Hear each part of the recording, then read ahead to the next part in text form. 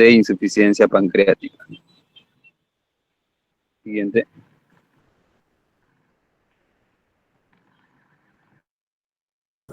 Buenas noches. Prosiguiendo con la exposición, tenemos lo que es la gastritis. La gastritis es una afección médica que se caracteriza por la inflamación del revestimiento del estómago, más conocida como la mucosa gástrica. Esta inflamación puede ser aguda o crónica y puede ser causada por diversos factores, como son infecciones bacterianas, el uso prolongado de ciertos medicamentos, el consumo excesivo de alcohol y el estrés también que predomina bastante, casi que es el 80% por el estrés que nos enferma de gastritis. Etiología. La gastritis tiene múltiples causas o factores etiológicos que se pueden cultivar en las siguientes categorías. Tenemos la zona infecciosa. Primera, infección por Helicobacter pylori, la causa más común de gastritis crónica no erosiva. Tenemos lo que son infecciones por otros gérmenes como citomegalovirus, hongos, etc. Entre pacientes inmunodeprimidos. Químicos irritantes, consumo excesivo de alcohol, uso prolongado de fármacos como la aspirina, los AINES, los corticoides, o ingestión de cáusticos. Tipo de gastritis. Tenemos lo que son la gastritis aguda. Esta se caracteriza por una inflamación repentina del revestimiento del estómago. Suele ser causada por factores como el consumo de alcohol, infecciones virales, estrés extremo, traumatismo físico o el uso de ciertos medicamentos. ¿Por qué se caracteriza? Inicio rápido. Los síntomas pueden aparecer de manera súbita y pueden ser severos. Síntomas intensos. Los pacientes pueden experimentar dolor abdominal, náuseas, vómitos, sensación de plenitud, indigestión y pérdida de apetito. Duración limitada. A diferencia de la gastritis crónica, que persiste durante meses o años, la gastritis aguda tiende a resolver rápidamente con el tratamiento adecuado y la eliminación del factor desencadenante. Posibles complicaciones. En casos graves, la gastritis aguda puede provocar erosiones en el revestimiento del estómago, como son sangrado, gastrointestinales o úlceras. La gastritis crónica es una inflamación prolongada y persistente de la mucosa del estómago. En esta condición puede llevar una atrofia de la mucosa gástrica y a una disfunción en la producción del ácido y enzimas gástricas esenciales. Entre ellas tenemos epiteliales gástricas. Tratamiento. Tenemos lo que son los medicamentos, inhibidores de la bomba de protones, como son lo que es el omeprazol, para reducir la producción de ácido gástrico, antiácidos para aliviar síntomas y acidez y dolor estomacal, antibióticos para erradicar el Helicobacter pylori si hay presencia. Cambios de estilo de vida, dieta, evitar alimentos irritantes como el café, comidas picantes y alcohol. No fumar, el tabaco puede agravar la inflamación. Tenemos la opción de la prevención, el uso prudente de medicamentos, evitar el uso prolongado de AINES sin supervisión médica, estilo de vida saludable, limitar el consumo de alcohol y evitar el tabaco y gestionar el estrés efectivamente. También tenemos lo que es el más importante, lo que es el Helicobacter pylori, que es una bacteria gram negativa en forma de espiral que coloniza la mucosa gástrica y está asociada con diversas patologías gastrointestinales. Epidemiología, tiene prevalencia mundial, afecta a más de la mitad de la población mundial. Esta se transmite principalmente por vía oral o fecal, oral o oral fecal oral.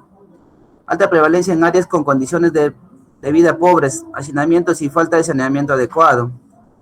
Proteína de superficie que permite al Helicobacter pylori adherirse a las células epiteliales gástricas, estableciendo una colonización estable. Desarrollo de enfermedad. Esto puede conllevar una gastritis crónica, úlceras pépticas y cáncer gástrico. En la gastritis crónica se caracteriza por la infiltración de las células inflamatorias en la mucosa gástrica. Las úlceras pépticas. El daño continuo o mucosa puede resaltar en la formación de úlceras en el estómago o en el duodeno. Cáncer gástrico. La inflamación crónica y el daño celular puede conducir a cambios premalignos como metaplasia intestinal y displasia, aumentando el riesgo de adenocarcinoma gástrico. También tenemos la importancia del diagnóstico y el tratamiento. La confirmación de infección es crucial para la implementación de un tratamiento adecuado. Generalmente incluye una combinación de antibióticos como claritromicina, amoxicilina o metronidazol y un inhibidor de la bomba de protones para reducir la acidez gástrica y mejorar la eficacia del tratamiento del antibiótico. Prevención de complicaciones. La erradicación del Helicobacter pylori puede prevenir la progresión de la enfermedad y reducir los riesgos de desarrollar complicaciones graves como úlceras pépticas, cáncer gástricos o linfomas. ¿Cómo se diagnostica? Tenemos lo que son la visualización directa. Permite la observación directa de la mucosa gástrica y la toma de biopsias en las áreas sospechosas. La prueba rápida de ureasa se aplica a las biopsias gástricas para detectar la actividad de la ureasa del Helicobacter pylori. Histomatología. Examen físico de las biopsias teñidas para identificar la presencia de Helicobacter pylori y evaluar la inflamación y otros cambios histopatológicos.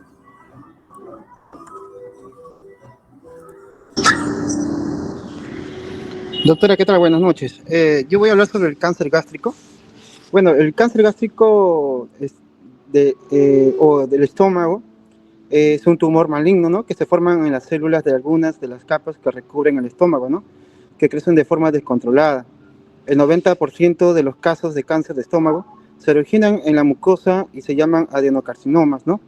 Otros tipos de cáncer gástrico de menor incidencia son los linfomas, los sarcomas, los tumores del estómago gastrointestinal, los tumores neuroendocrinos y los melanomas, ¿no? El cáncer gástrico fue el quinto cáncer más frecuente a nivel mundial. El cáncer de estómago es 2 veces más frecuente en varones que en mujeres y el riesgo de padecerlo aumenta, ¿no? A partir de los 50 años y es máximo a partir de los 70 años.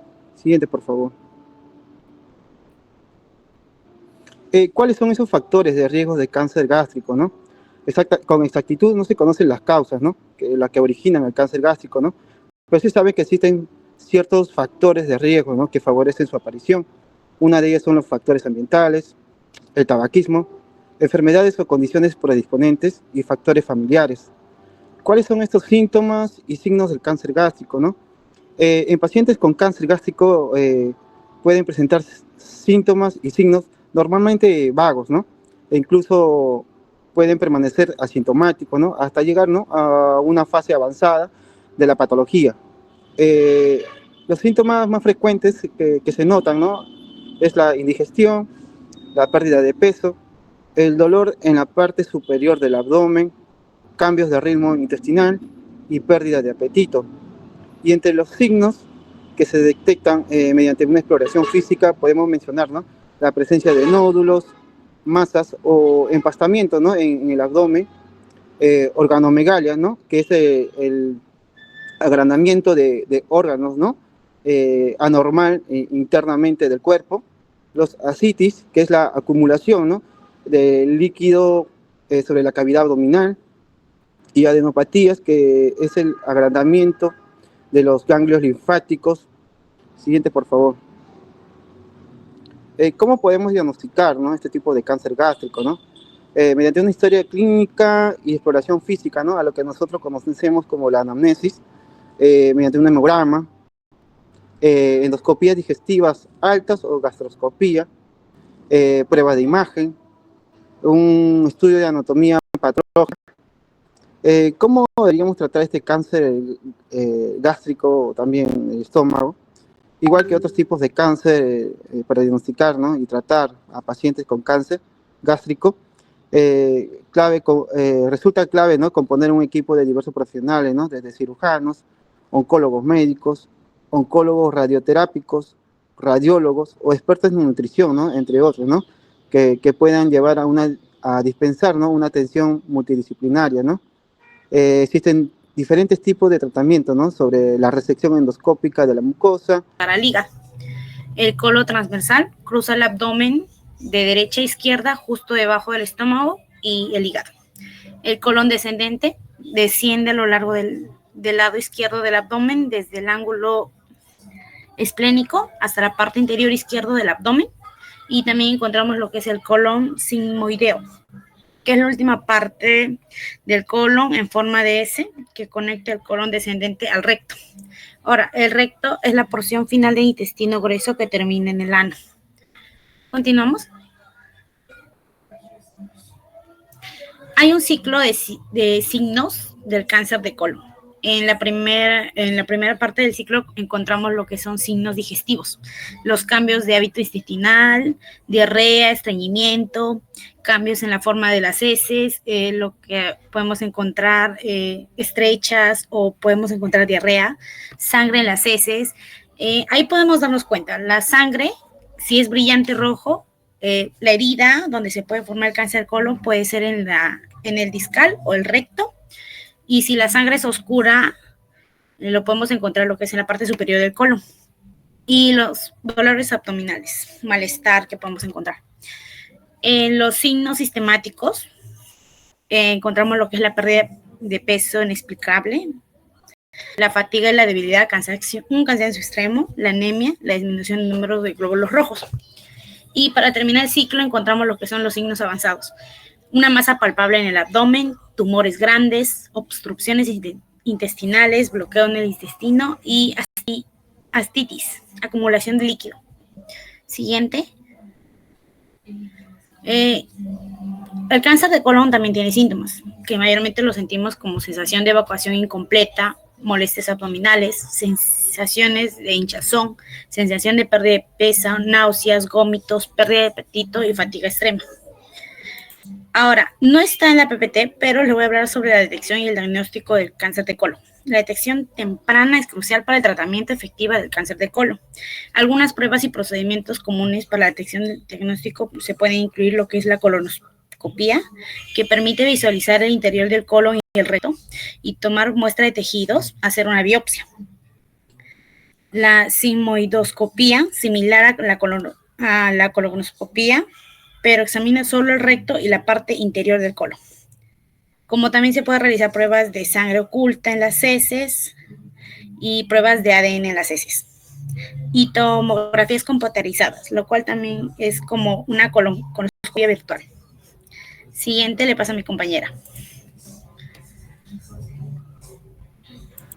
Ya, buenas noches con todos. Voy a explicar un breve caso clínico de una paciente del sexo femenino con la edad de 28 años. El motivo al que acudió fue dolor abdominal y porque presentaba náuseas, ¿no? Según la historia clínica, entre los síntomas principales estaba el dolor en el epigastrio, donde se encuentra en el estómago. El tipo de ardor había iniciado hace 2 semanas, presentaba náuseas y no tenía vómito. Dolor en mejora con la ingesta de los alimentos. En una historia previa, se presentaba sin antecedentes de enfermedad gastrointestinal. Siguiente, por favor. Los hábitos y el estilo de vida que llevaba era que consumía una dieta alta en grasas y picantes, consumo ocasional de alcohol, no fuma y tiene alto nivel de estrés. Antecedentes familiares es que la madre presentaba gastritis crónica. En la exploración física presentaba lo que es dolor leve a la palpación del epigastrio y sin masas ni organomegalias palpables. En las pruebas diagnosticadas salió que era positivo a lo que es la prueba del Helicobacter pylori en las heces. Y endoscopia digestiva era alta, ¿no? Porque presentaba gastritis crónicas con el Helicobacter pylori. El diagnóstico final fue que presentaba gastritis crónica con el Helicobacter pylori.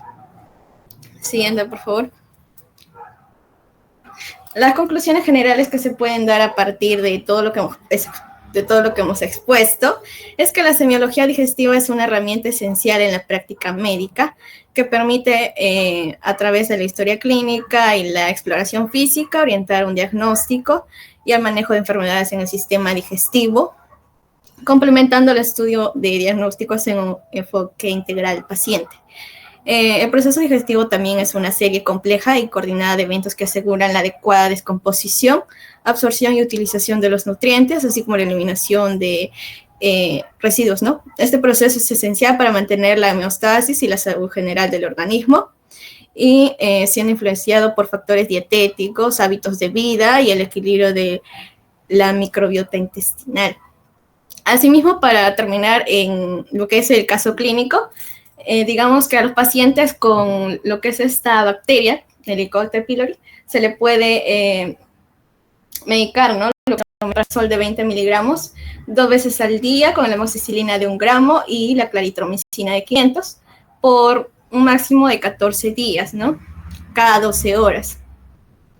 Y pues las modificaciones de salud para evitar una tipo de bacteria así, pues debemos consumir una dieta baja en grasas, ¿no? Salsas, mayonesas, mantequillas. Y pues debemos manejar mucho el estrés. A veces el estrés también es el causante de lo que es la gastritis. Y bueno, eso sería todo. Gracias. Muchas gracias con todos, gracias Luis, gracias compañeros.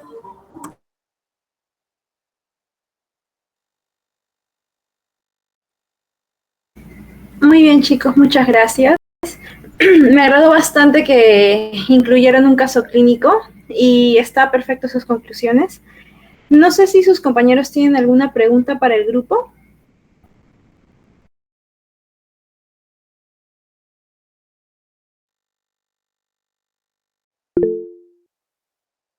Sí, Elvis. ¿Cuántos días dura la diarrea crónica?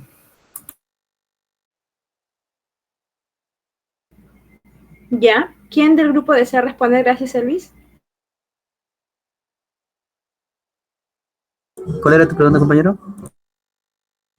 ¿Cuántos días dura la diarrea crónica? Días, mayor de 30 días. Está bien. Escucha? Sí, sí, está bien. Gracias.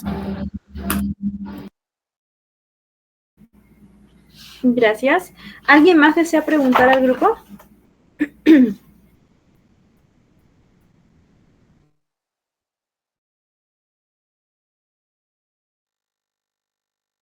No, ya, yo voy a hacer preguntas son 3 preguntitas simples para el grupo, ¿ya? ¿Quién de ustedes me puede decir cuál es la diferencia entre la dispepsia y la disfagia?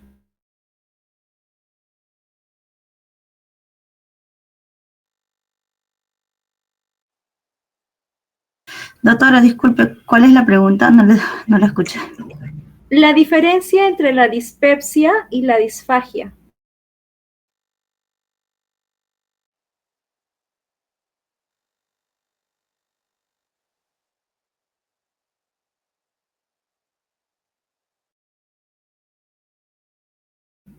¿Quién del grupo puede decirme? Dispepsia y disfagia.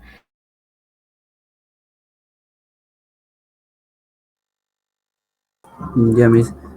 La disfagia, dificultad para lo que es para tragar, para afectar lo que es la deglución de líquidos sólidos. Ya, es la dificultad para tragar. Ya, ¿y la dispepsia? La dispepsia, doctora, sería el dolor o el malestar, ¿no? Al momento de deglutir. El ardor al estómago, mis.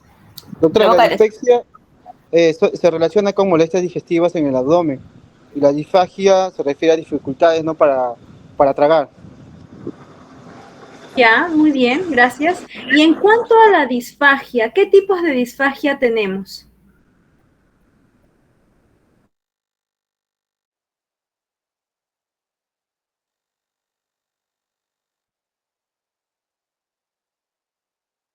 Bucofaringio y esofaringio.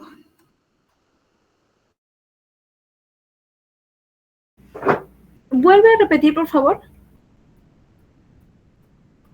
Tenemos dos clases, doctora, lo que es el bucofaringio y la disfagia esofágica. Ya, bucofaringio, orofaringio, ¿verdad? Y la esofágica. Perfecto, gracias, Jenny. La siguiente pregunta es en relación a los factores de riesgo que pueden predisponer al cáncer gástrico.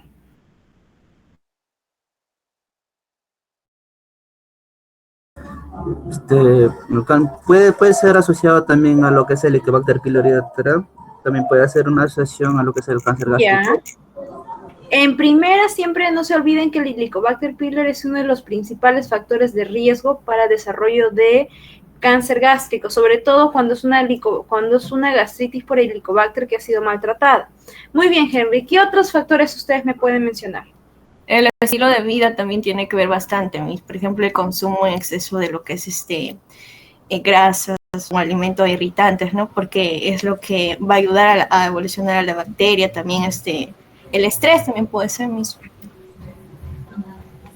Claro, doctora, también otro factor puede ser el tabaquismo, ¿no? En la persona que fuma puede también presentar estos riesgos, el sobrepeso, ¿no? Un mal estilo de vida, ¿no? También puede presentar lo que ocasiona el cáncer de estómago. Uno de los factores también puede ser lo que es la genética la genética familiares. Sí, también puede predisponer, ¿no? Hemos dicho que en cierto porcentaje de riesgo, el que un familiar haya tenido cáncer gástrico puede generar predisposición. Sí, está bien, Rocío, gracias. Miss, también puede ser que alguna vez han sufrido lo que son cirugías, se han hecho, por ejemplo, de cirugías gástricas, se han sido sometidas a cirugías los pacientes.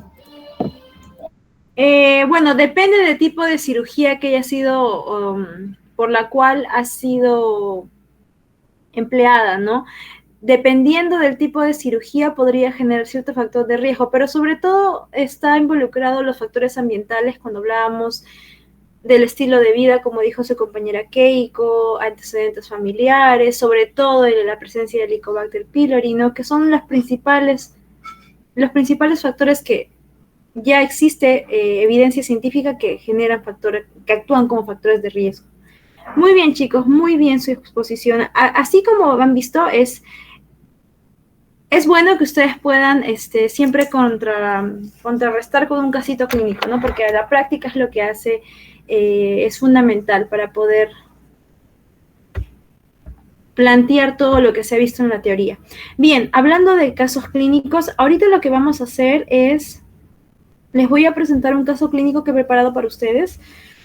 Me van a confirmar si está visualizando, por favor. Y con eso, pues cerramos lo que es semiología gástrica, ¿ya? Para poder pasar a endocrino. ¿Se puede visualizar? Sí, me visualizo. Sí, ya, entonces acá vemos, Virginio, de 82 años, es llevado a la consulta por fiebre y deterioro del sensorio. Tenía como antecedentes 2 episodios de accidente cerebrovascular, con una secuela de paresia del hemicuerpo derecho y demencia incipiente. En el examen físico se constató fiebre, taquicardia, como taquipnea, disminución de la saturación de oxígeno, respirando aire ambiente, presencia de estertores crepitantes en el campo pulmonar inferior del lado derecho, y asimismo se observó una tos asociada a la deglución. Bien, con todo esto, primero vamos a empezar analizando el caso, como siempre. Entonces tenemos un paciente que es adulto mayor, ¿verdad? Aquí, ¿qué estamos viendo? ¿Cuál es el problema principal? Hay un trastorno de deglución, ¿ya? Ajá, entonces hay un tipo de disfagia, ¿verdad? Comencemos por ahí. Hay un tipo de disfagia y nosotros hemos dicho, ¿qué tipos de disfagia existen?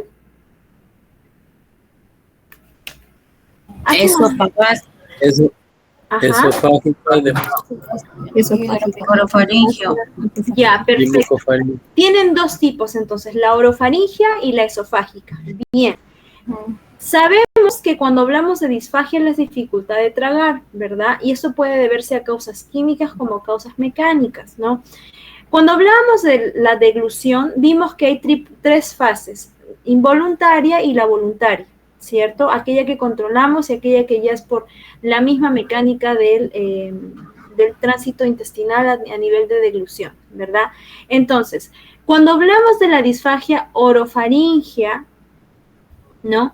Es aquella que se presenta al inicio de la deglución, entre lo que ingresa hasta el nivel de la vía superior del tracto intestinal, ¿verdad? Y cuando hablábamos de la esofágica, ya es aquella que comenzaba desde la parte inferior del esófago hasta lo que involucra el estómago, ¿cierto? Bien, entonces, tomando esas porciones anatómicas, vamos a comenzar a analizar este casito. Tenemos un paciente que es adulto mayor, ya. Desde ahí ya tendrían que ustedes ir pensando, podría ser orofaringia, podría ser esofágica, ¿ya? A su vez, ¿qué hemos visto? ¿Qué tiene este paciente? Fiebre. de estos. Ya, hay un proceso infeccioso, podríamos pensar, ¿no? ¿Qué más hay? Esto de aquí, el deterioro del sensorio, ¿verdad? ¿Por qué hay un deterioro del sensorio? ¿Qué ha pasado con este señor? ¿Qué antecedente tiene? Vascular, con unas secuelas de presencia de miocopatía. ¿Qué es la paresia? ¿Quién me dice? ¿Qué es una paresia? Es una terminología médica que se utiliza cuando hay qué cosa. Y nos dice a nivel de debilidad muscular, No es debilidad, Miss. Claro, hay una disminución en la motricidad, ¿verdad? Porque se evidencia por una debilidad muscular de forma parcial y evidentemente se está dando del lado derecho, de mi cuerpo derecho, ¿cierto? Entonces, esta paresia ha sido secuela de lo que dijo hace un momento su compañera, el señor tiene un antecedente de accidente cerebrovascular, o sea, quiere decir que ha habido un derrame a nivel vascular, ¿no? Una parálisis, ¿no? Ajá. Cuando hablamos de parálisis ya estamos hablando de una parálisis de ambos lados. Cuando es una paresia todavía, o sea, la parálisis ya es la inmovilidad. Hay una alteración a nivel de la motricidad y el paciente ya queda inmóvil y no hay funcionalidad de esa región que está afectando. En la paresia todavía es parcial, no es completa, ¿no? Entonces, ¿qué es lo que ha pasado con este señor? Ya tiene 2 antecedentes de un derrame cerebral. Estos 2 antecedentes están predisponiendo a que ya empiece una disminución o alteración a nivel de la motricidad. Por eso es que ahora inicialmente es parcial, pero si digamos no recibe tratamiento, podría volverse a una ya parálisis completa, ¿no? Entonces, en este caso todavía el señor recién está presentando estas secuelas, que en este caso es la paresia, ¿no? Y evidentemente la demencia incipiente, producto de que no ha habido una buena oxigenación a nivel de las células cerebrales y por eso está generando alteración a nivel de lo que es el estado de conciencia, ¿no? Que en este caso es la demencia presentada. A su vez, eso es en cuanto a la anamnesis y lo que hemos visto en los antecedentes. ¿Qué es lo que estamos encontrando ya en el examen físico que nos podría llamar la atención? ¿Qué me dicen? ¿Qué hay en el examen físico que nos llame la atención? Por ejemplo, taquicardia, Taquicardia, fiebre, Ya. disminución de la saturación. Ahora, toda esta sintomatología, ¿la taquicardia qué cosa era? ¿El aumento de qué? Frecuencia cardíaca. Ya. ¿Y la taquipnea? De la respiración. La frecuencia respiratoria. Ajá, perfecto. Entonces estamos viendo que es un paciente que está con fiebre, su mecanismo compensatorio es que aumenta, ¿no?, la velocidad del bombeo del cardíaco, ¿no? Hay aumento de la frecuencia respiratoria y eso nos está diciendo que evidentemente no está llegando una oxigenación adecuada, por eso es que la saturación de oxígeno está disminuyendo. La presencia de estertores crepitantes en el campo pulmonar, ¿qué nos dice? ¿Qué está presentándose? ¿Qué podría estar presentándose? ¿Se acuerdan, no? Cuando hablábamos de los signos que podrían presentar, por ejemplo, si hablábamos de tórax, si yo les digo que en la auscultación se evidencia sibilancias, ¿qué pensarían ustedes? Silbidos. Ya, pero ¿qué patología podrían pensar si hablo de sibilancias? Asma. Ya, un proceso obstructivo, ¿verdad? En este caso puede ser un asma, por ejemplo, digamos. Pero si yo les digo estertores crepitantes, ¿qué podrían pensar? Bronquios. Hay una alteración a nivel bronquial, sí. No se olviden que los estertores crepitantes, siempre les pregunto que, ya creo que es la tercera vez que les pregunto en algún otro casito, los estertores crepitantes por lo general se asocian mucho a procesos infecciosos, donde ¿qué es lo que pasa a nivel de los bronquios? Donde tendría que haber un cambio gaseoso a nivel alveolar, están ocupados por secreción, en este caso podría ser pus, ¿no? Porque nuestras células de defensa, nuestros neutrófilos están comenzando a secretar sustancias protectoras, ¿no? Como mecanismo de defensa de todos los microorganismos que han ingresado a nivel pulmonar. Entonces, estos estertores crepitantes generalmente son signo de procesos neumónicos, cuando hablamos de procesos infecciosos. Si bien hemos visto que el paciente está con fiebre, hay sintomatología, ¿no?, que nos indica un proceso inflamatorio, ¿no? los receptores crepitantes ya nos confirman que probablemente este señor está teniendo alguna afección pulmonar, ¿no? Entonces, con todo esto, ¿no? Y además tiene la tos, que también se ha evidenciado, con todo esto, estamos viendo de que se está complicando con una alteración en la deglución, ¿no? Un tipo de disfagia. Ahora, ¿cómo entonces ustedes pueden interpretar este caso clínico? Recordemos que en cuanto a la etiología, las causas que pueden asociarse con la disfagia orofaringia y la esofágica, por ejemplo, el que tenga antecedente de accidente cerebrovascular, ya con eso ya tienen la respuesta casi. ¿A qué tipo de disfagia se asocia comúnmente cuando hay pacientes con alteración a nivel neuronal? Origofaringia. Orofaringia, perfecto. Orofaringia. ¿Por qué? ¿Por qué creen? A ver, ¿a quién me puede fundamentar? Ya con eso ya se ganan su 18, ya para su examen. Ya están casi cerca, ya a ver, ya llegaron. Sí es una disfagia orofaringia, sí. Pero ¿qué pasa con este paciente que tiene una alteración neuronal? A ver, recuerden un poquito. Recordemos que en las fases de la deglución, ¿verdad? Implica 3. Hay que coordinar, ¿verdad? De forma compleja cómo el paciente va a comenzar a deglutir. La primera fase es voluntaria, cuando extraen la boca. Entonces, si tú tienes un accidente cerebrovascular, una alteración a nivel neuronal, ¿qué es lo que va a pasar con todo lo que es la porción neuromuscular? Los músculos que controlan la masticación, la deglución. Tiene dificultad. Claro. Para que pueda impulsar, ¿no? Y puede transportar el alimento, en este caso el bolo alimenticio, ¿no? Hasta la entrada del esófago. Exacto. Entonces, como va a haber una alteración, evidentemente hay un daño a nivel neuromuscular porque va a afectar justo el centro de la deglución, tal como tú lo estás mencionando, específicamente sobre los núcleos motores, ¿no? A nivel de los pares craneales que van a controlar estos músculos deglutorios. Entonces, si está alterado, pues va a producir una disfagia y por eso es que genera lo que es la disfagia a nivel orofaríngeo. Ya hemos entendido entonces que en base al cuadro clínico tenemos un tipo de disfagia, ¿verdad? Ahora, además de la disfagia que está presentando, ¿no? La disfaringia predispone a qué patologías. A ver, ahí vamos a entender por qué el paciente está pasando por un proceso infeccioso. Recordemos un poco, ¿se acuerdan cuando yo les mencionaba, ¿no? Que al momento de deglutir y pasar lo que es el bolo alimenticio de la boca, de la cavidad oral hacia el esófago, si ya hay una alteración y se queda acumulado ahí, ¿hacia dónde puede ser enviado ese bolo alimenticio? A los pulmones. A los pulmones, exacto. Entonces, en vez de ir al esófago, puede pasar a la tráquea, ¿verdad? Y al pasar a la tráquea, pues evidentemente va a llegar a lo que es los pulmones. Y puede resultar en una neumonía por aspiración, ¿no? Y por eso es que el paciente, además de tener la disfagia, también presenta un proceso neumónico. Bronconeumonía. Ajá. Doctora, ¿eso puede presentar también edema? ¿Edema de qué? ¿De glotis, por ejemplo? Claro, o un edema pulmonar, ¿no? ¿Por qué piensas que podría generar un edema pulmonar?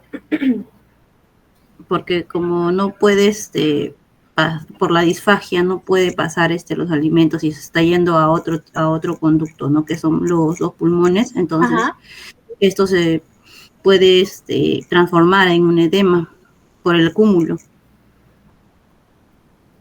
Ya. Mira, lo que pasa en el edema pulmonar en realidad es lo que es una consecuencia cuando hay un aumento en las presiones, ¿no? A nivel de arterias involucradas a nivel pulmonar. Entonces, en realidad, cuando hablamos de si se queda acumulado y pasa la vía aérea, no es que genere un edema, más bien va a generar un proceso obstructivo que va a impedir el pase el intercambio gaseoso correspondiente, y más bien ese pulmón que tendría que tener un buen intercambio gaseoso se va a llenar de bacterias, porque recordemos que lo que ingresa por la boca también ingresan bacterias y va a comprometer toda esa área que está estéril, se podría decir, ¿no?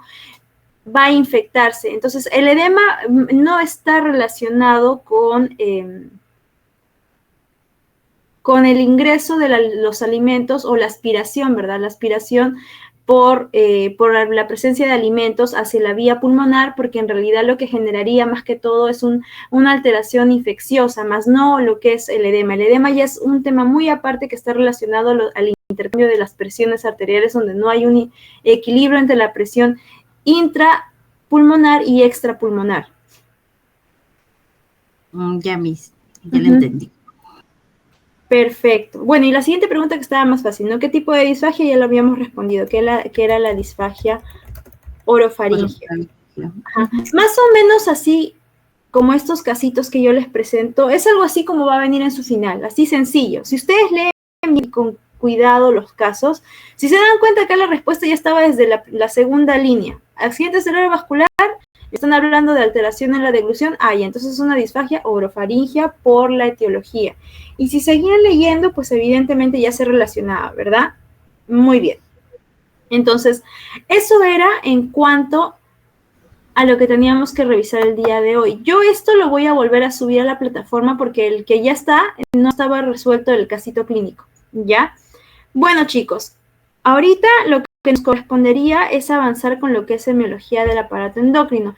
Es bastante cortito, no lo he hecho tan extenso, ya, con el fin de que también pudiéramos ver la posibilidad de que expongan, pero dudo que por el tiempo capaz no nos alcance.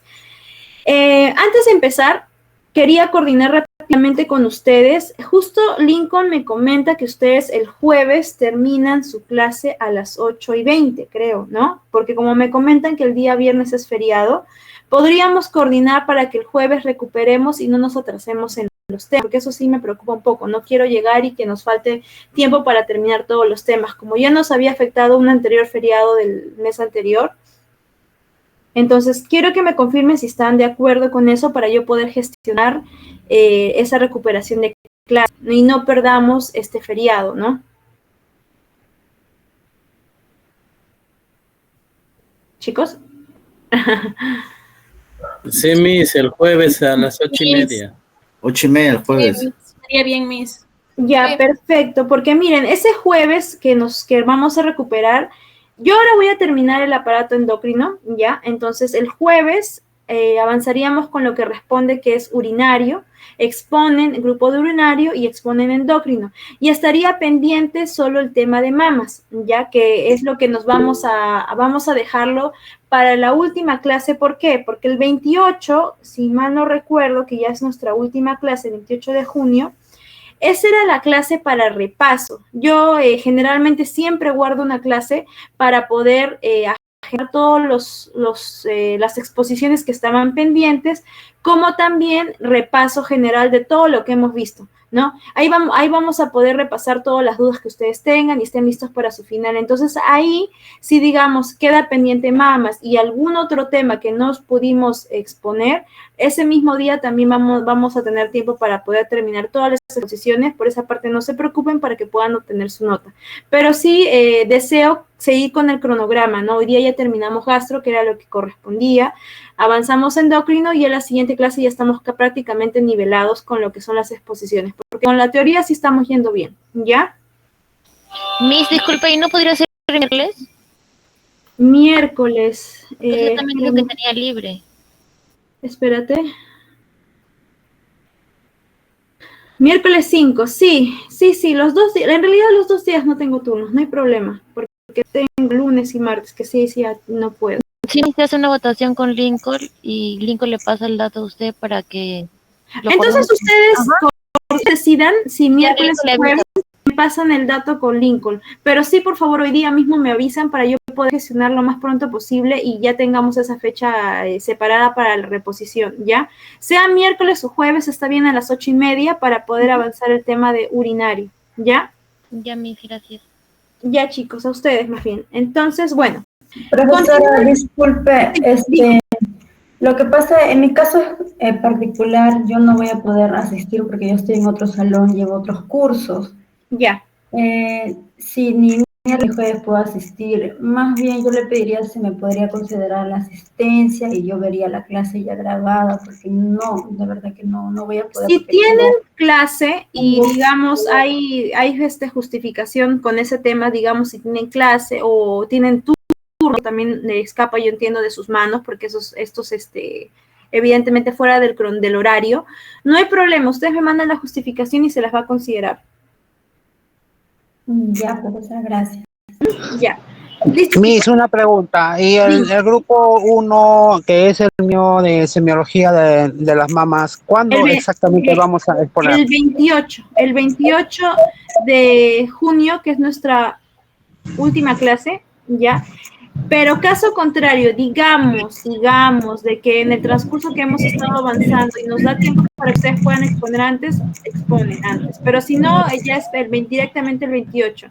El 28, como vuelvo a decir, es el día para que cualquier otra exposición que ha quedado pendiente, ese día todos exponen, los que están pendientes. Ok, Miss. Gracias.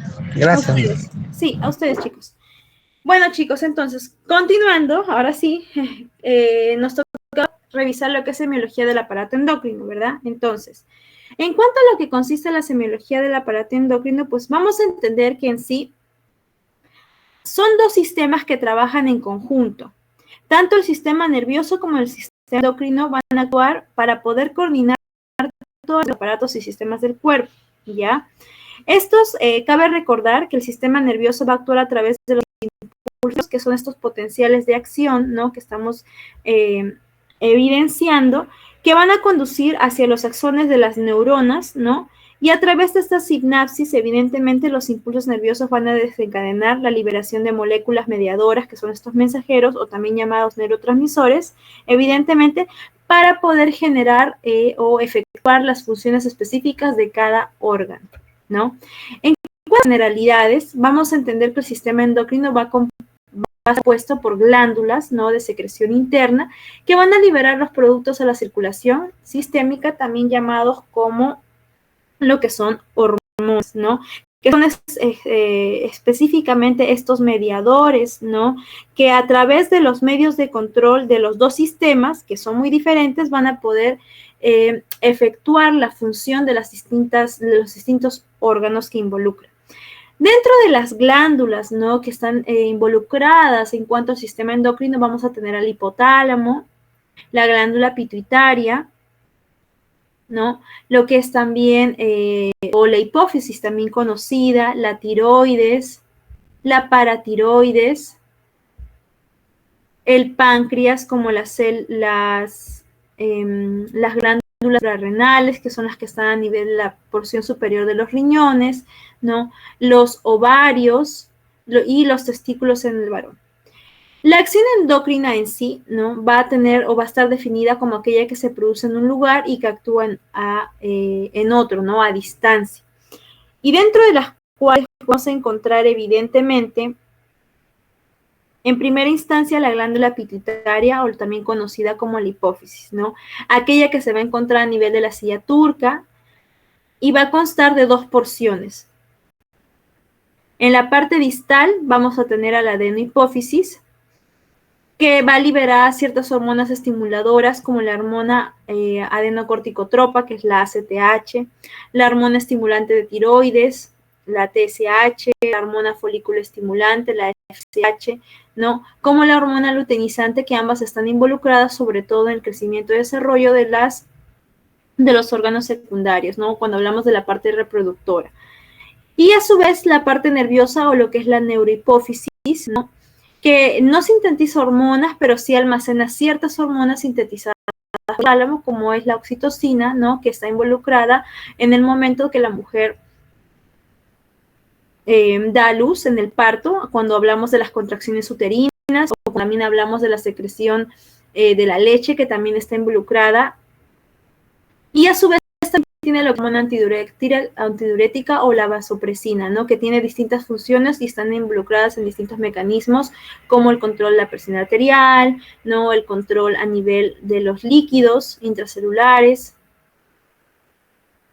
Y en cuanto a las funciones, ¿no? Sobre estas glándulas, si hablamos de la hipo o la hiperfunción glandular específicamente, Cuando hablamos de una hipo o una hiperfunción, va a originar ciertas manifestaciones clínicas. Con respecto a la glándula tiroidea, ¿no? Si hablamos de función, estaríamos hablando de la patología que corresponde al hipotiroidismo, ¿no? O una hiperfunción cuando hablamos de hipertiroidismo, donde la glándula se está sobreestimulada y comienza a secretar una mayor o excesiva cantidad de estas hormonas. Puede originar, en el primer caso, por ejemplo, si hablamos de hipofunción en cuanto al hipotiroidismo,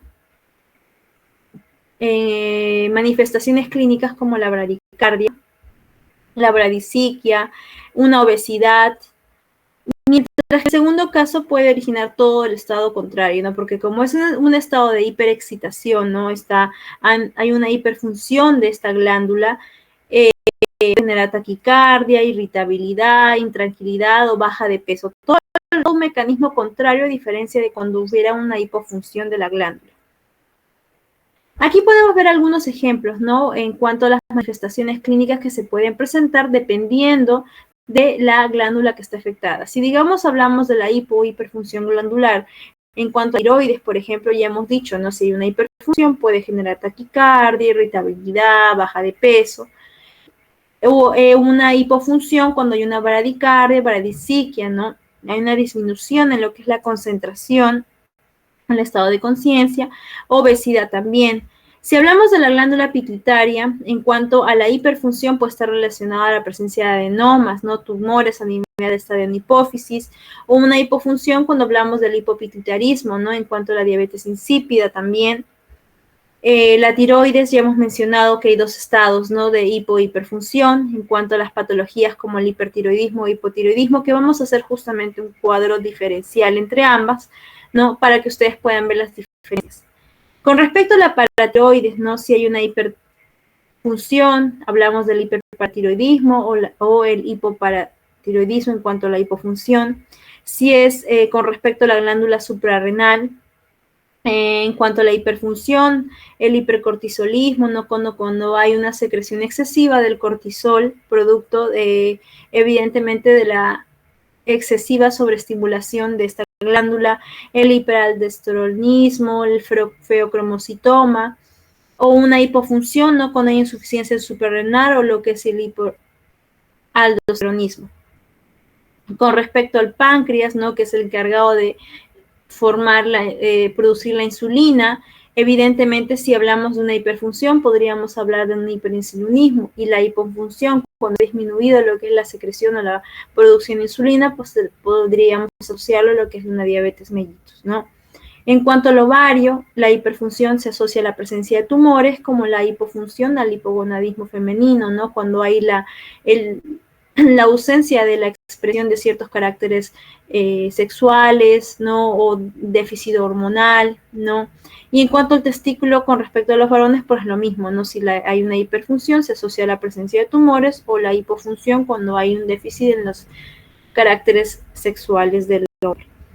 Existen ciertos ejemplos de trastornos hipo- e hiperfuncionales en cuanto al estado hormonal, ¿no? Y aquí puedo presentar algunos ejemplos, como por ejemplo, en cuanto a la hipofunción oficiaria, donde existe armonía en las partes del cuerpo, ¿no? Y por otro lado, el caso de la acondroplasia, donde hay un crecimiento dismórfico, como estamos viendo en este caso de este paciente, ¿no? Que tiene un estado de enanismo. Otro ejemplo de una hipersecreción hormonal podríamos asociarlo al gigantismo, ¿no? O lo que es también la acromegalia, ¿no? Si la hiperproducción, por ejemplo, de la hormona de crecimiento se da antes del cierre de los cartílagos, ¿no? Ahí estaríamos ante un paciente con gigantismo. Pero si ocurre después, tendríamos ya lo que es la acromegalia, ¿no? La diferencia va a ser sobre todo en cuanto al cierre de los cartílagos de crecimiento, ¿no? Para poder diferenciar una enfermedad de la otra. Con respecto a la historia clínica del paciente que tenga algún tipo de alteración endocrina, ¿no? Se van a analizar los distintos síntomas que son más frecuentes, ¿no? Es importante destacar que en las endocrinopatías se afectan con mucha frecuencia lo que son las funciones biológicas. Por ello, estos síntomas nos pueden ayudar, evidentemente, a identificar las alteraciones de este sistema que afectan, ¿no? Por ejemplo, si afecta en cuanto a trastornos del apetito, podríamos hablar el incremento del apetito, también conocido como la polifagia, ¿no? Que es muy típico en pacientes con diabetes mellitus. Por ejemplo, en paciente con diabetes mellitus tenemos las famosas 4Ps, ¿no? ¿Alguna vez han escuchado de las 4Ps? Sí. ¿Quién me puede decir cuáles son las 4Ps que se ven en los pacientes con diabetes? Poliuria, polidipsia. Ya. ¿Y cuál es la última P? Pérdida de peso. Esa es la parte P. Ya. Son las perfecto, la polidipsia, polifagia, poliuria y la pérdida de peso, que son manifestaciones clínicas características de pacientes con diabetes, ¿no? Sobre todo un paciente con una diabetes descompensada, ¿no? Que no ha seguido un tratamiento, no ha cumplido con su tratamiento y evidentemente pues ya se están viendo una alteración en cuanto a su estado general. Asimismo, también tenemos un paciente con hipertiroidismo, ¿no? Cuando hay una sobreestimulación en la secreción de la hormona tiroidea, ¿no? Y vemos que en este tipo de pacientes, por ejemplo, ¿cómo está su apetito? Hay un metabolismo acelerado, por eso en este caso los pacientes son más delgados, a diferencia de lo que se ve en un paciente con un hipotiroidismo, por ejemplo, ¿no? Que el metabolismo es mucho más lento y es característica de pacientes que tienen, son obesos, por ejemplo, ¿no? En cuanto al trastorno de C, pues lo mismo, ¿no? Hemos hablado en cuanto a la diabetes mellitus, que puede estar asociada cuando hablamos de la, ¿cómo se llama? Cuando hay un aumento de la sed en la diabetes mellitus,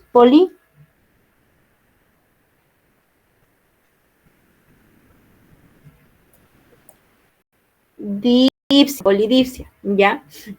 Bien, otro tipo de trastorno que se ve en pacientes con alteraciones endocrinológicas es el trastorno de la orina, ¿no? Donde hay una alteración en la micción que se puede deber también a pacientes con diabetes mellitus descompensada, en el caso de la poliuria, ¿no?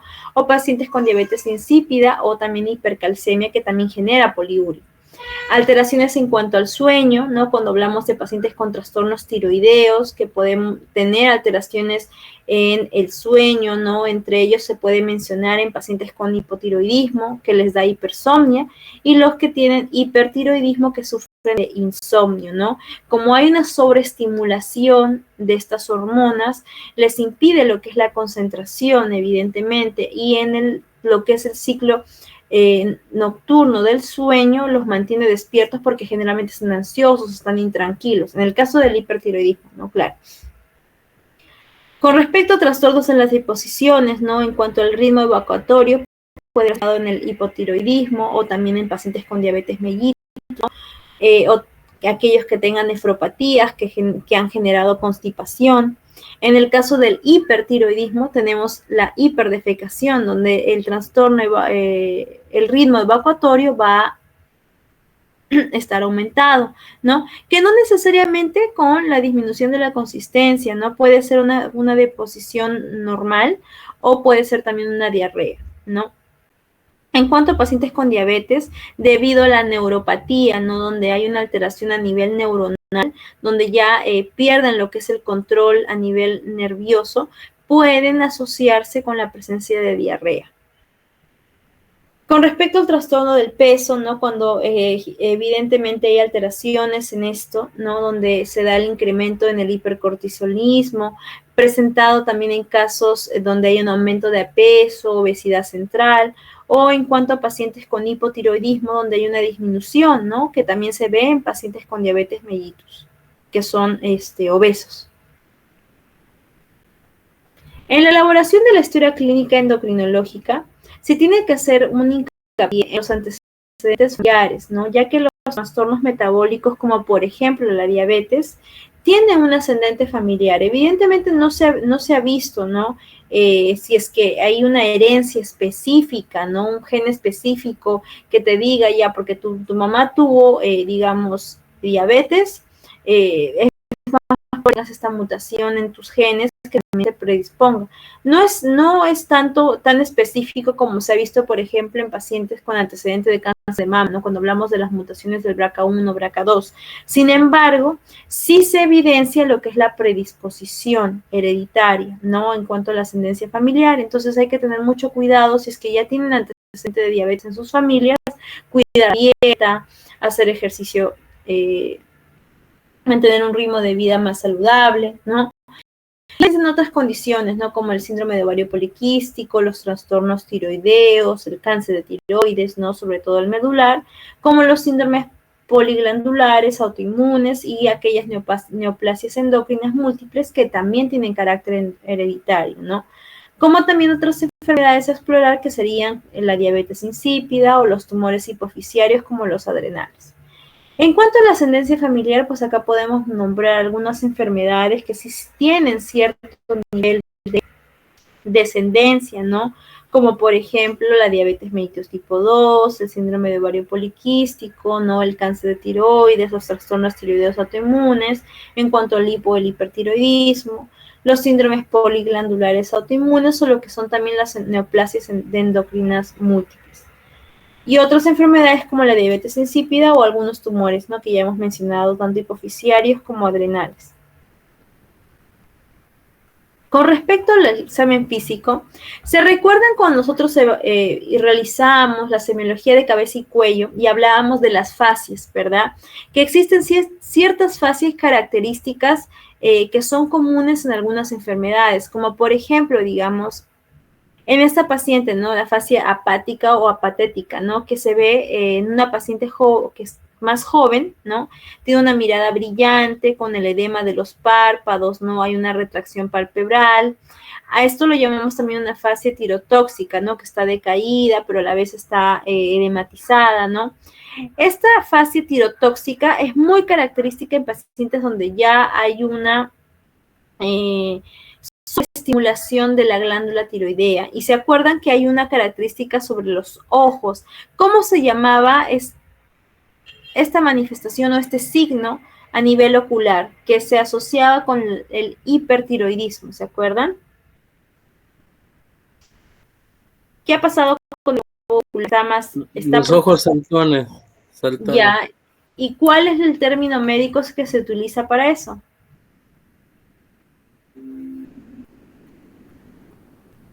¿A quién se acuerda?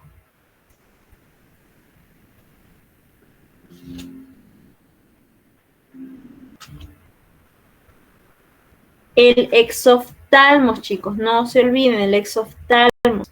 El exoftalmos es un signo característico que se ve mucho en pacientes con hipertiroidismo. Ya hay retracción palpebral y evidentemente se está claro lo que es el edema de los párpados porque los ojos están protruyendo. Asimismo, también tenemos esta otra fase que es la fase del hipocortisolismo, ¿no? O el síndrome de Cushing, ¿no? Cuando hablábamos de la fase de luna llena, ¿no? De alguna vez lo mencionamos en la clase, ¿no? Donde el paciente tiene esa fase rubicunda, redonda, ¿no? Que es característico justamente del síndrome de Cushing. Y luego tenemos también esta otra fase, ¿se acuerdan? Cuando hablábamos de esa fase tosca, con prognatismo, protrusión de la mandíbula, ¿no? Los labios son más gruesos, hay una pirámide nasal, pabellones auriculares grandes, prominentes. ¿Cómo es este tipo de fase? ¿Qué tipo de pacientes tienen esta fase, chicos? Acromegálica. Uy, no, si yo les tomaba el examen, creo que todos reprobaban, ¿eh? No se están acordando. A ver, entonces, este paciente, por ejemplo, tiene la fase acromegálica, ¿no? Entonces, en pacientes con endocrinopatías, basta con la inspección. Si ustedes, digamos, realizan un examen físico al inicio, cuando ven la inspección, lo que observan desde el momento que llega el paciente, pueden también orientarse a su presunción diagnóstica, ¿no? Evidentemente también hay signos en la piel, ¿no? De pacientes que tienen alteraciones endocrinológicas. Por ejemplo, si se recuerdan cuando yo les decía sobre la acantosis nigricans. ¿Qué era la acantosis nigricans? Es un signo en la piel, característico de qué tipo de pacientes. ¿Qué es la acantosis nigricans?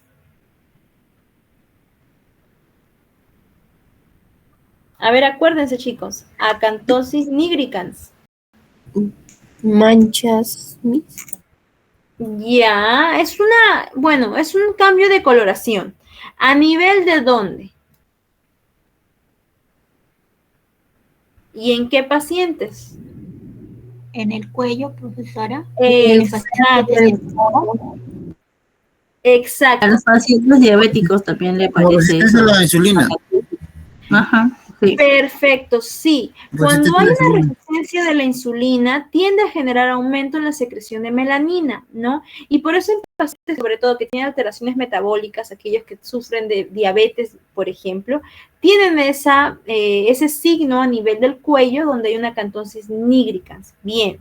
También, por ejemplo, podemos ver a pacientes que tienen estas estrías, rojo vinoso, la presencia de acné o el hirsutismo, cuando hay un aumento, ¿no? de lo que es el vello a nivel facial, se asocia a pacientes con hipercortisolismo, ¿no?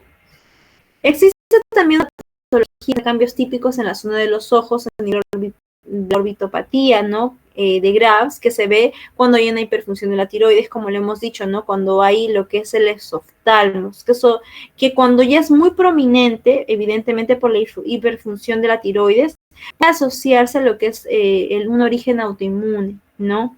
Luego también podemos evidenciar, ¿no? Cierto grado de eritemas a nivel de las escleras, retracción palpebral o a veces parálisis en los movimientos del globo ocular, porque evidentemente esta protrusión puede complicarse con afección a nivel motora del globo ocular.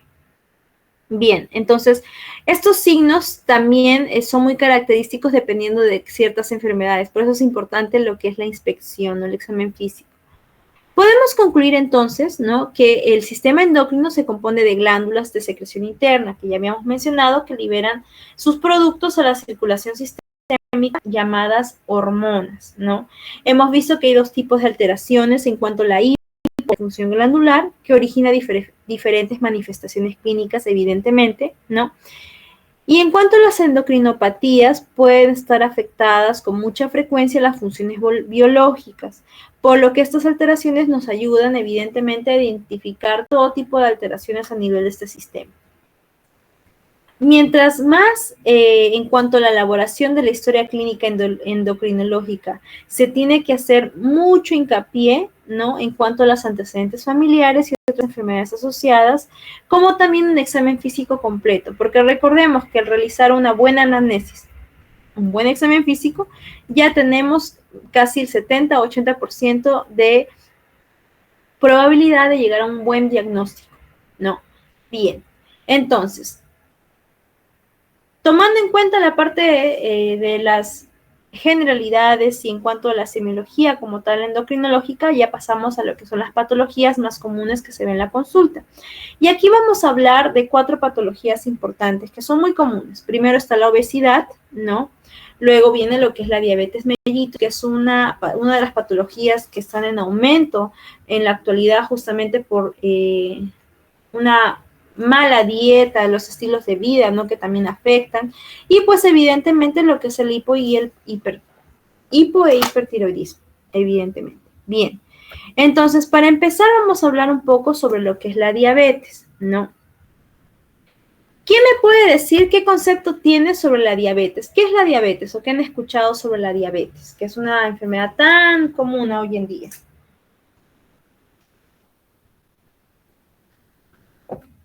¿Qué es la diabetes, chicos?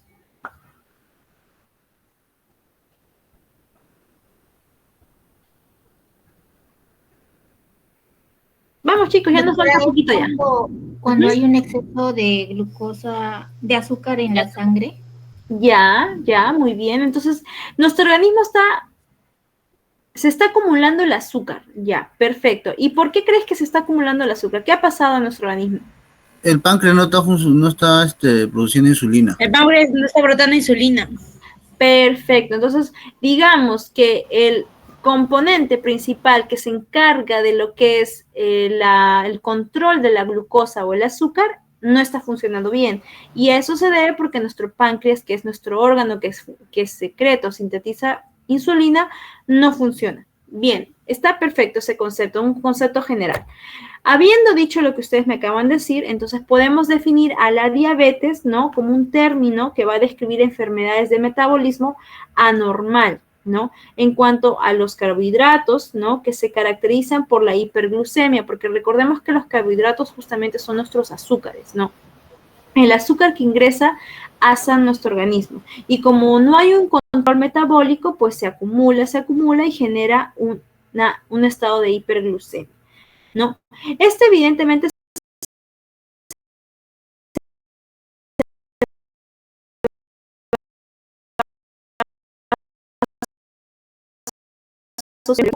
junto también con diversos grados de resistencia periférica a la acción de la misma. En cuanto a los aspectos, ¿no?, vamos a dividir a nuestra diabetes en dos tipos, en una diabetes tipo 1 y diabetes tipo 2. Porque dependiendo del tipo de diabetes también vamos a ver la fisiopatología, porque ambas trabajan diferente y sobre todo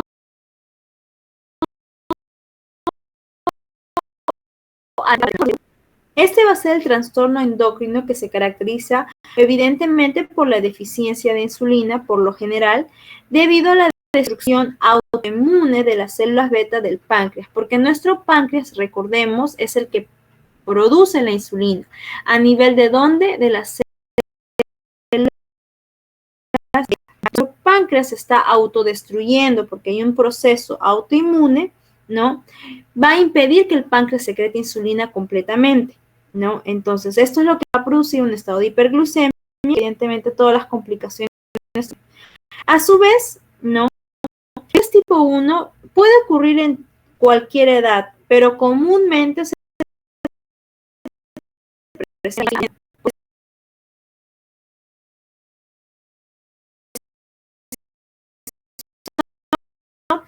Los clásicos pueden estar presentes como la poliuria, palifagia, polidipsia, pérdida de peso repentina, ¿no? Pero inicialmente es asintomático. Al inicio es más grave porque no presenta síntomas, ya a menos que ya esté avanzando, ¿no? Ahora, la transición puede ser brusca o puede coincidir con algún proceso infeccioso también. Asimismo, los pacientes con diabetes tipo 1 tienen un mayor riesgo de padecer otro tipo de trastornos inmunomediados, ¿no? Especialmente como aquellos que se consideran en cuanto a la enfermedad tiroidea autoinmune o la enfermedad celíaca. Caso contrario, respecto a la diabetes tipo 2, ya va a ser aquella, ¿no?, que se conoce como un trastorno igual endocrino común, pero se va a caracterizar ya por los grados variables de resistencia o de deficiencia de la insulina. Mientras que el tipo 1 era porque nuestro páncreas estaba autodestruyendo y evidentemente no iba a poder funcionar correctamente. En la diabetes tipo 2, ¿qué es lo que pasa? Nuestro páncreas sí puede producir insulina, pero va a haber una resistencia por nuestro mismo organismo hacia esta insulina que está produciendo. Y si hay una resistencia a la insulina, evidentemente va a resultar también en un estado hiperglucémico. A diferencia de nuestra diabetes tipo 1, que es común en pacientes jóvenes, ¿no?, en niños y jóvenes, en la adolescencia sobre todo, la diabetes tipo 2 es más común en pacientes mayores a 40 años y a menudo en pacientes obesos, ¿no? Dentro de sus manifestaciones clínicas, evidentemente, también van a incluir todo lo que involucra, lo que ya habíamos mencionado, ¿no?, las 4 P's conocidas, ¿no? Pero en cuanto a las complicaciones, mientras que la diabetes tipo 1 puede generar complicaciones a nivel como la cetoacidosis diabética, ¿no?, o lo que es un estado de emergencia metabólica, porque evidentemente nuestro páncreas ha dejado de funcionar. En la diabetes tipo 2, las complicaciones se van a dar de forma más paulatina y más crónica, ¿no?, que van a ir dependiendo, digamos, si es un paciente que ha sido diagnosticado y no recibe un buen tratamiento o alguien que no ha recibido tratamiento en todo este tiempo, sus afecciones van a darse directamente a otros órganos, ¿no?, como por ejemplo a nivel renal, a nivel neuropático, cardiovascular, a nivel de la retinopatía, aumentando también lo que es la mortalidad. No. Ahora, los diabéticos tipo 1 son insulinodependientes, ¿no?, ya que es un trastorno crónico en el cual el páncreas ya no produce insulina, ¿no? Van a ser pacientes a que toda la vida sí o sí tienen que recibir la insulina, porque recordemos que nuestro páncreas aquí ya deja de funcionar. En cuanto al diabético tipo 2, no necesariamente son insulino dependientes. Como aquí hay una resistencia que se ha presentado ante la producción de insulina, podemos, dependiendo del nivel, ¿no? O el estado de diabetes que se encuentre, podemos iniciar con lo que son tratamiento en cuanto al cambio de estilo de vida, lo que es el ejercicio, la buena dieta, ¿no? Y podemos coadyuvar, o sea, una terapia de coadyuvante con lo que son los fármacos antidiabéticos, ¿no? La tríada clásica ya hemos mencionado, ¿no? Las famosas 4 Ps, poliuria, polidipsia, polifagia y pérdida de peso, que en estados graves, complicados, ya generan una cetocidosis diabética. La asimilación de la glucosa en el músculo y en el tejido adiposo va a disminuir o va a desaparecer, ¿no? Si hablamos fisiopatológicamente hablando, ¿no? Cuando hablamos en términos de qué es lo que sucede en estos pacientes diabéticos. No se asimila la glucosa a nivel muscular, ¿no? Porque recordemos que el azúcar es nuestra fuente de energía. Entonces el músculo ya no está recibiendo nuestra fuente de energía. Y el tejido adiposo pues va evidentemente también. Van a empezar a disminuir o van a desaparecer todo tipo de fuente de energía, ¿no?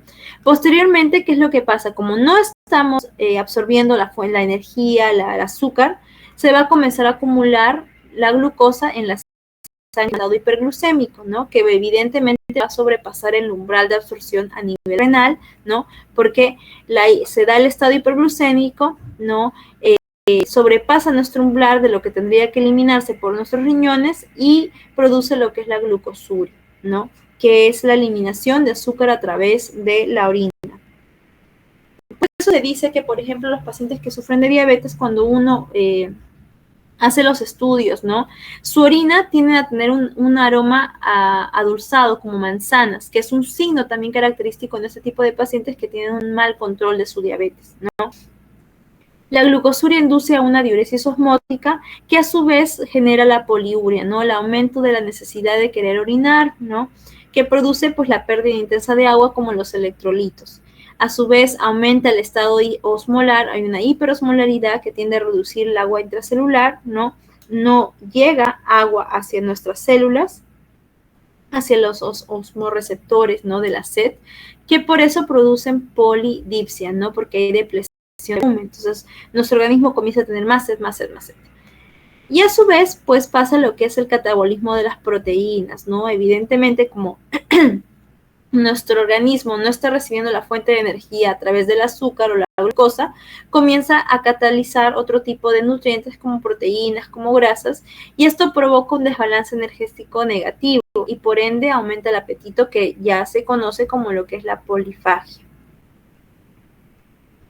Con respecto a los factores de riesgo que se evidencian, pues tenemos el sobrepeso, ¿no? La obesidad, pacientes adultos mayores, ¿no? Pasados los 45 años que no han recibido o que no siguen una dieta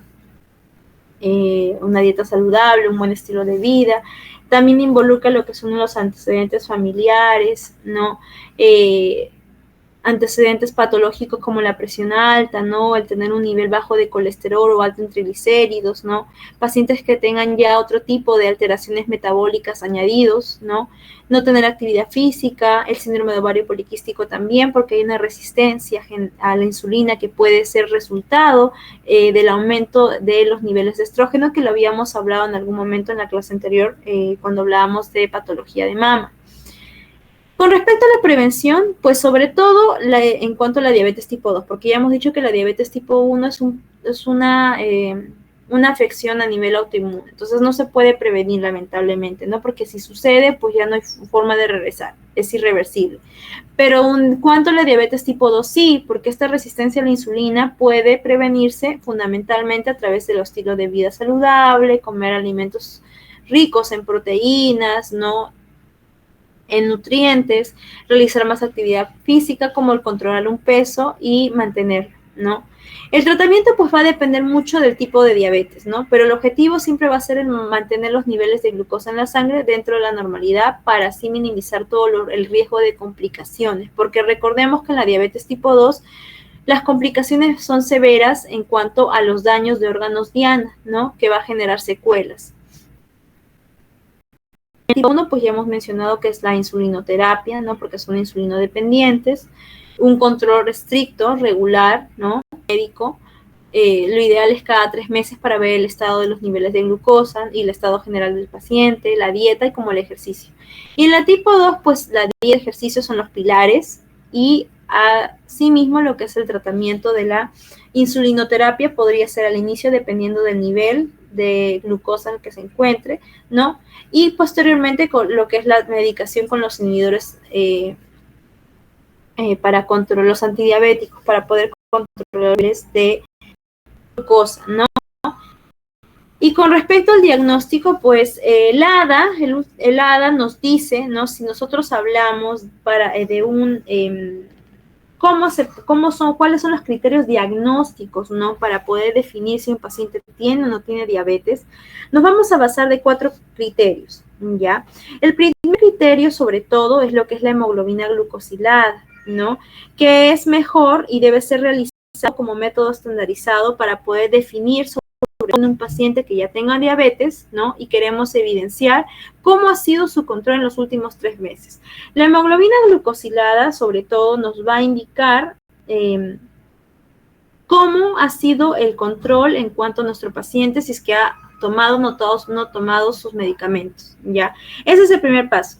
Para poder valores referenciales, una hemoglobina glucosilada, para que sea anormal, tendría que ser mayor o igual a 6.5%, ¿no? Y dependiendo también del nivel de glucosa que tenga, vamos a ir, diferenciándolo, ¿no?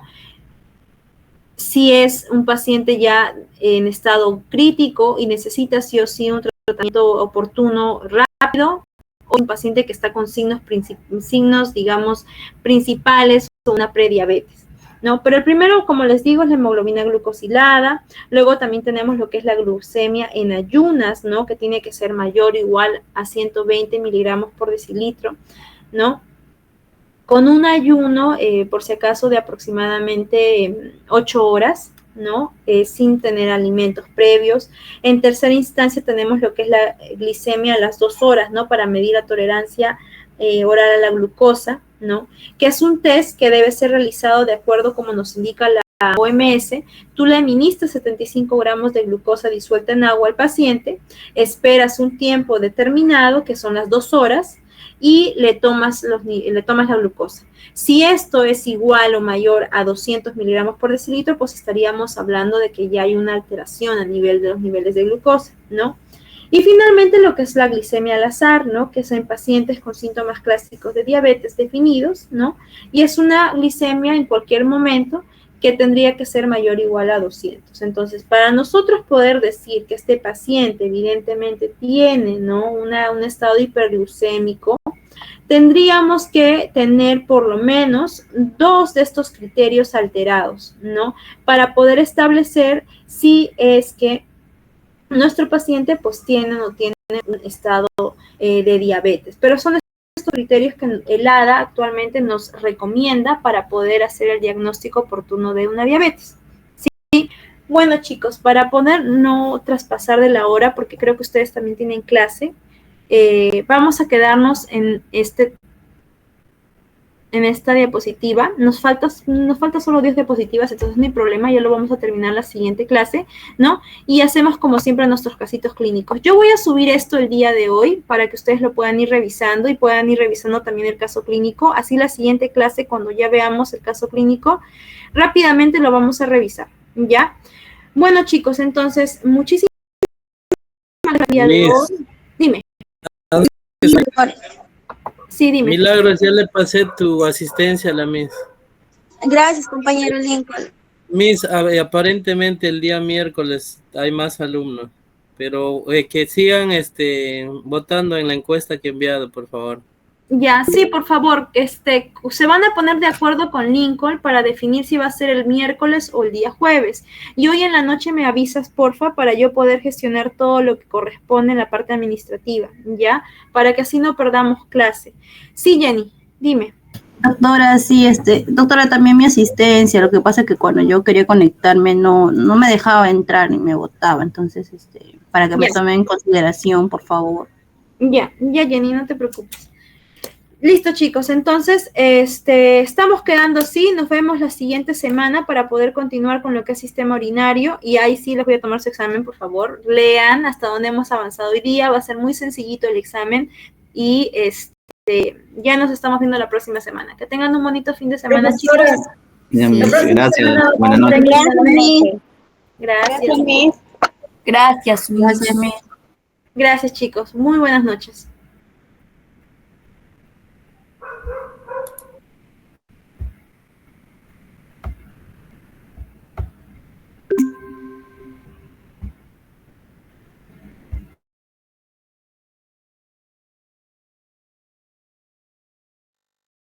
Luego,